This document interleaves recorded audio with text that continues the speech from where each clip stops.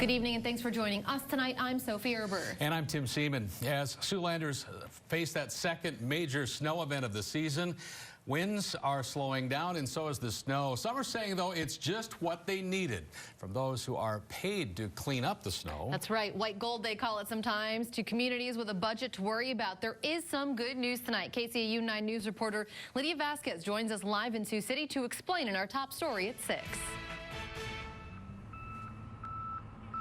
Tim, Sophie, snowplows have been on the road all day. Now across Siouxland, anywhere between 3 to 7 inches of snow have fallen, but overall it's been a slow start to the snow season. That's both good and bad news. For snow removal companies, less snow means less work. I talked with a few of those private operators today. They say in a typical December, they can't find enough full-time workers. That's certainly not the case in 2020. But for municipalities like Sioux City, a slow snow season comes as good news. The city finance director tells me the annual snow budget is in the black. Our budget is right around $1.5 million. We are about 23% through that budget, which for this time of year is really good. Typically, we've seen more snowfall by now, so we feel pretty good about where our budget's at. And if there's money left over at the end of the season, Fitch says those funds carry over to next year. She says when there's less snow, it allows the city more flexibility when big snow totals eventually hit us. Coming up tonight at 10, I'll explain what a slow start to the snowy season means for some who make a living plowing the roads. Reporting live in Sioux City, Lydia Vasquez, KCAU 9 News.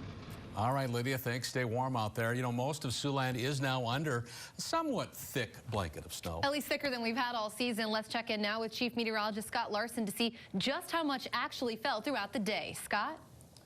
Tim and Sophie, the bulk of the snow is now done with, and we did pick up a pretty substantial amount here in Sioux City, the range being between 3 and 7 inches locally. Norfolk getting just over that at 7.2 inches in Madison County, 7 inches for the Omaha Metro, 5.5 in Des Moines, 5 inches in Vermilion, South Dakota, and 4 inches, the official total now in Sioux City.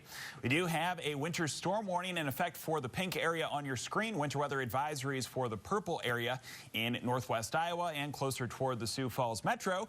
You can see that most of the precipitation has now peeled off to the east. We are expecting to see the snow gradually wind down here tonight. We do have some issues, though, with visibility. You can find that we do have just 5 miles in Sioux City with some lingering light patchy fog and also some drizzle here and there. So make sure to use some extra caution behind the wheel, but it looks like things are going to improve.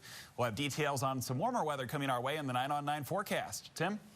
All right, Scott, thanks. All this snow does come as good news for those in the agricultural business. Just 7 days ago, parts of 8 Siouxland counties were still experiencing extreme drought. According to the U.S. Drought Monitor, Sioux, Plymouth, Osceola, Lyon, Dickinson, O'Brien, Clay, and Cherokee counties, as well as Palo Alto, all were listed as extreme. That leads to pastures drying out, stream beds also being low or dry. An estimated 650,000 plus live in that drought area. Letter carriers brace the winds and snow to connect customers to their packages. They're now asking the public's help as well to ensure a seamless delivery.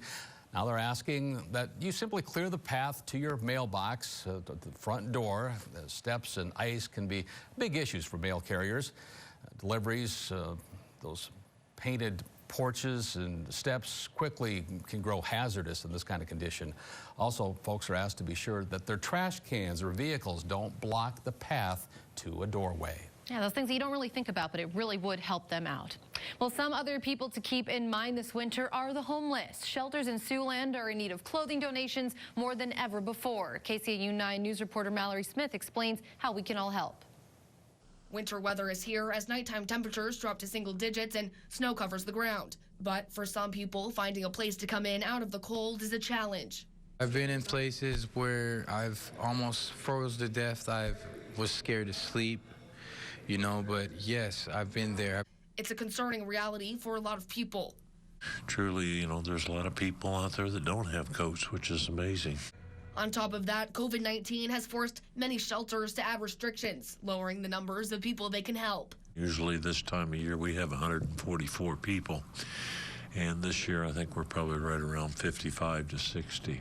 So our numbers are down, which concerns me. That means more people left out in the cold. Hypothermia can set in at temperatures as high as 50 degrees. First, your heart rate slows down and confusion and fatigue set in. Soon after, your organs shut down. I have the warmest shelter to stay at. I basically lived here off and on for 7 years. It's a very good place for people that are homeless. I would ask that other people or businesses maybe step up to the plate to donate whatever they can help. For people to make just the smallest donations, it counts. You see somebody out there, ask them if they're thirsty or if they're hungry. You know, look out for people that are in need. You know, don't close your doors just because of COVID. You know, just help those in need. You see somebody walking out there in the snow, you're driving by them. Just remember, you're in a warm car. Well, fewer people are getting the flu, and health experts say it is thanks to the CDC guidelines we're following for COVID-19. The Iowa Department of Public Health influenza report indicates a very mild season, at least so far, with just 2 deaths reported from the flu. According to the Centers for Disease Control and Prevention, flu cases are down throughout the United States. Health officials say that is because most of us are staying home and practicing better hygiene habits, like wearing a mask and frequently washing hands. Doctors still advise everyone to get a flu shot if they can, and that it's never too late in the season to do so. Let's take a quick look now at the latest COVID-19 numbers here in Siouxland. Woodbury County health officials reporting 38 cases in 24 hours. There are also 38 patients currently in hospital with the virus. Meanwhile, Monona County with 15 total deaths now and 540 total cases. From Nebraska, Dakota County officials recording just 1 new positive test today and 113 in the past 2 weeks. From South Dakota tonight, Yankton County listing 278 active cases. Meanwhile, tonight, 90 are posted inside of Clay County. We're now starting to see the impact the pandemic has had on college enrollment. According to a report by Iowa College Aid, total undergraduate and graduate enrollment is down nearly 5% compared to just a year ago. The state's public universities dropped nearly 4.5%, while private not-for-profit colleges took a dip of 3.3%. Community college enrollment shows nearly 6% of a decline from a year ago. Experts note that a combination of financial uncertainty and the potential to have the transition between virtual classes and in-person classes likely deterred many students from signing up. In South Dakota tonight, additional arguments being filed in the lawsuit seeking to overturn an amendment that legalized marijuana in the November election. The Pennington County Sheriff and the South Dakota Highway Patrol Superintendent arguing that the amendment violates the state's constitution. However, defendants submit that the lawsuit to overturn the results of the ballot measure were filed too late. In November, South Dakota became the first state to legalize recreational and medical pot on the same ballot. A team of prosecutors is waiting for testing results tonight on a piece of debris that may show where the South Dakota Attorney General's car was when it struck and killed a man over 3 months ago. A decision on whether to charge Attorney General Jason Ravensborg in the September 12th crash has been delayed for months, prompting criticism from Governor Kristi Noem. Crystal Johnson, the Minnehaha County State's attorney who is assisting in the case, says that she does not have a time frame for the results of additional testing and an unusual item of debris, but those results may indicate where the Attorney General's car was. Well, millions of Americans are still waiting for a second stimulus check, hoping that it will be a big number, increased from $600. As originally promised, they're hoping for $2,000, where the increased stimulus stands tonight for us coming up. And the snow is going to be tapering off this evening. We expect to have some cold conditions to close out the year. It will become warmer, though, this weekend. Your 9 on 9 forecast straight ahead. You're watching KCAU 9 News with Tim Seaman, Sophie Erber, Chief Meteorologist Scott Larson, and Sports Director Jake Jones. This is KCAU 9 News at 6. Thanks for sticking with us on this wintry night here in Siouxland. We check in now with Chief Meteorologist Scott Larson. We are going to look out at the streets now because road conditions are not great still at this hour. So a lot of what you're seeing could be clear road, but it could also be what's known as black ice. A lot of the time, it's not really pavement that you're driving on top of. So we do urge caution. Our meteorologists here in-house say increase your stopping distance. Now let's check in with Scott Larson for the very latest on this storm that is pretty much, Tim, wound down at least at this hour. And it was a light snow, Scott. Yeah, really not too heavy, which I appreciated. I shoveled it just before coming into work today. Had about 2.5 inches on the north side as far as the snow goes. And here's a look at what's happening now. We do still technically have those winter storm warnings and winter weather advisories, as you can see indicated by the pinks and purples on your screen. These are going to continue until midnight tonight. Wouldn't be surprised in meltdown mode before too long. Tim and Sophie? Thanks, Scott. Thinking of melting? Well, check this out. That's right.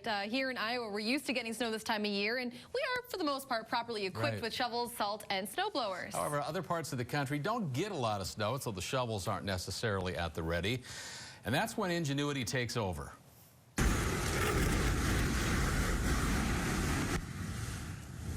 All right, we're talking about the flamethrower here, not the outfit the guy's wearing. Tim Browning has gone viral for this unconventional flame-throwing snow removal routine, I guess you could say, after snow hit Ashland, Kentucky. Of course, authorities strongly advise against using this type of apparatus to clean a driveway.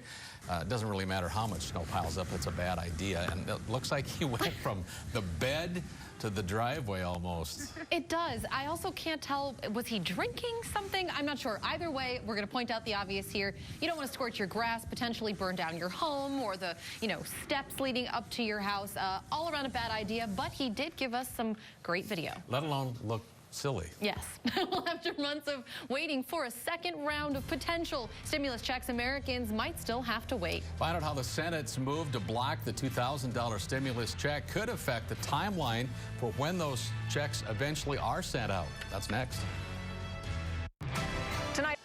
Yesterday, House lawmakers passing a plan to increase stimulus checks from $600 to $2,000, but today that effort falling short in the Senate. Republicans blocking the Democratic effort. KCAU 9's Raquel Martin tonight reporting that Democrats say they're not giving up without a fight.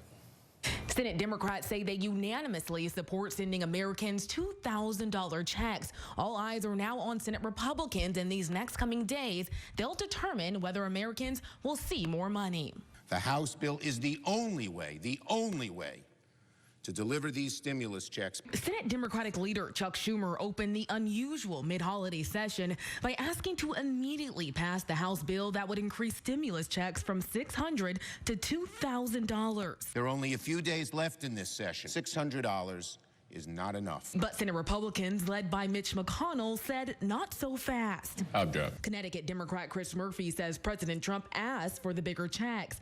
The House passed the plan with the support of dozens of Republican votes. The only thing that can stop $2,000 payments is 52 Senate Republicans. Murphy says it's time for Republicans to step up for America's working families. And some Republicans are warming up to the larger checks. Georgia Republican Senators Kelly Loeffler and David Perdue are among them. Both are fighting for re-election in a January 5th runoff. But McConnell says he wants the Senate focused on overriding the president's veto of the National Defense Bill. Continue our momentum in rebuilding and modernizing our armed forces. But independent Vermont Senator Bernie Sanders says the nation should not spend $740 billion on defense without doing more for Americans who've lost their jobs during the pandemic. They're hurting.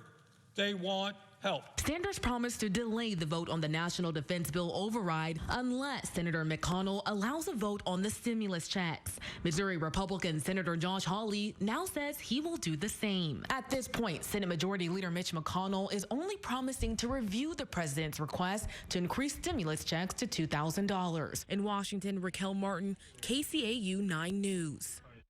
And Treasury Secretary Steve Mnuchin says that the government could issue those $600 stimulus checks to top off things right now and then wait for additional funding should that $2,000 proposal ever get approved by the Senate. That's right. And through the pandemic, we've seen many ways people have thanked essential workers, from nightly applause to catered lunches. But one Nebraska man got a little more creative in his tribute and went viral. Now that's no bull. We'll explain next. This holiday season, shop and support local businesses.